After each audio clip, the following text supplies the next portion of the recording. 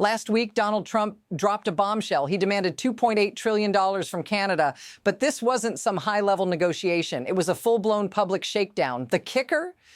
Canada's response came in just three words that shook the internet and went viral across the world. Why? Because those words didn't just call out a flawed claim. They exposed something much deeper that no one was ready to face. What if this wasn't just about one moment? What if it's a sign of something far bigger? Stick around, because what happens next will change everything. Here's the situation. Trump, standing at a private event in Mar-a-Lago, claims that years of trade deals, resource agreements, and what he called sweetheart arrangements cost the U.S. a staggering $2.8 trillion in lost wealth. He demands that Canada pay up immediately or face severe economic consequences. Now, at first glance, this might seem like just another trade fight, right? But look closer. This isn't just a call for payment. It's a signal that American leadership, especially in the realm of economics, is unraveling. This moment isn't isolated. It's part of a much bigger pattern of missteps that's becoming harder to ignore. What's really going on here, and why should you care? Stick with me, because the real story behind this demand goes far beyond the headlines.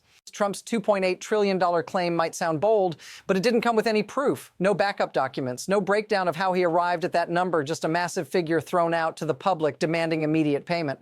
And here's the thing, when Canadian officials asked for the math behind it, the response was silence. The U.S. Treasury, the Commerce Department, even the U.S. Trade Representative all dodged the request for proof. No calculations, no explanations, just a political stunt dressed up as trade policy. But here's where it gets really interesting. This wasn't just a mistake. It was a sign of something far bigger. The U.S. was caught red-handed pretending to be something it's not. And Canada? Well, they didn't even flinch. They hit back with three words that cut to the heart of the problem. Show your work. That simple statement flipped everything on its head. What happens when the world starts demanding proof instead of listening to loud claims? The answer is coming faster than you think. The stakes just went through the roof. Trump's demand wasn't just a miscalculation. It revealed something more troubling. This wasn't an isolated incident. It's a part of a much bigger pattern in U.S. foreign policy. Look back to recent years and you'll see this behavior isn't new. From trade wars to economic threats, there's a growing trend where bold statements are made without any solid foundation behind them. It's like trying to bluff your way through a poker game without having a hand to back it up. And it's dangerous. Because here's the reality. When you start using power to make demands instead of using knowledge to back them up, you lose respect. And when that respect is gone, allies start rethinking their position. You're no longer seen as a trusted partner, just someone throwing their weight around. It's the difference between real leadership and bluffing. And right now, America's bluff is getting exposed for all to see. And just when you thought it couldn't get worse, it did. The Canadian response wasn't just a simple rejection. It revealed a much deeper flaw in how the U.S. handles economic relations. Carney's "show your work" was more than a clever retort. It was a direct challenge to the entire system that allowed Trump's demand to take shape in the first place. But here's the kicker. When Canada called for proof, Washington had nothing to show. It wasn't just that the figures didn't add up. It's that the U.S. didn't even bother to calculate them. Instead, they relied on vague political language and empty threats. That's when the reality set in. America's economic power isn't just about its size anymore. It's about the credibility that comes with it. And the moment that credibility was questioned, everything began to unravel. It wasn't just a failed trade demand. It was a reflection of a much larger erosion of trust in American leadership. And trust, once lost, is incredibly hard to rebuild. As if that wasn't enough, things quickly spiraled out of control. It wasn't just the failed demand. It was the rapid breakdown of trust between the U.S. and its allies. In the days that followed, whispers began to turn into open doubts. European and Asian leaders who've spent years working alongside American diplomats started asking questions that were once unthinkable. They questioned not just the $2.8 trillion claim, but the reliability of American numbers across the board. And the effects? They're already being felt. Canadian pension funds, they quietly pulled back from American investments. European manufacturers, They're sourcing key materials from countries outside the U.S. Asian investors.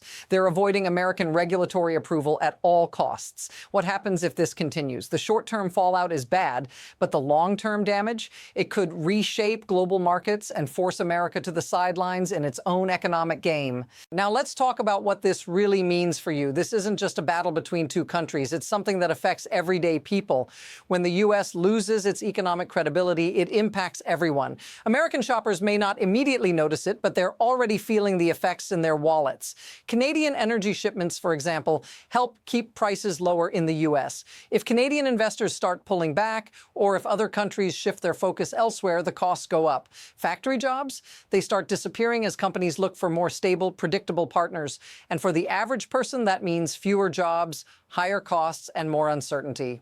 If you've felt the ripple of any of this, drop a comment and let me know. It's not just theory, it's real life, and it's happening now. But here's where it gets unsettling. This isn't just about a failed trade talk. It's about how American power works, or rather how it used to work. You see, power isn't just about military might or a huge market. It's about trust, expertise, and the systems in place to back up bold claims.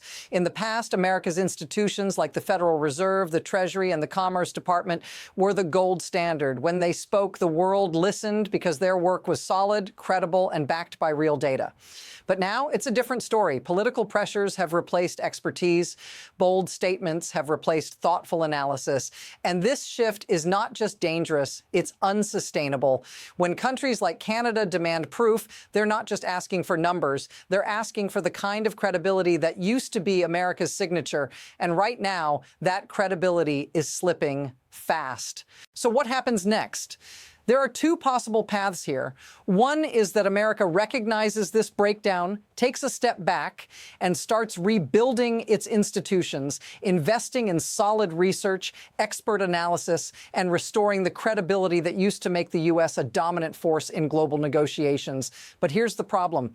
Rebuilding that trust takes years of steady, careful work. It requires a political shift, a commitment to putting facts over loud claims, and a focus on long-term stability over short-term gains. The other path, if this pattern continues, America risks becoming irrelevant in global economic conversations. When your partners no longer trust your numbers or your intentions, they stop waiting for you to lead. Instead, they find their own way forward. So which path will America choose? And how long will it take for the world to see if it's too late? The true cost of this moment is deeper than any trade dispute or political embarrassment. It's a wake-up call. America's ability to lead doesn't come from sheer power or loud demands. It comes from the trust it earns by backing up its claims with real data, expertise, and credibility. When that trust erodes, everything begins to crack. Carney's three words were more than a smart retort. They were a challenge to the very core of American leadership. And what's most troubling is that it wasn't an enemy pointing out the flaw. It was a trusted ally, a partner who was simply asking, can you still back up your words? The truth is, this isn't just about one moment. It's about where America's influence is heading. If the U.S. doesn't start showing its work again, it risks losing the foundation of leadership it once had. This moment is just the beginning. And the question is, what's next? If you want to keep exploring how this story unfolds, hit follow. We'll dive deeper into the fallout and the future of American influence in the next analysis.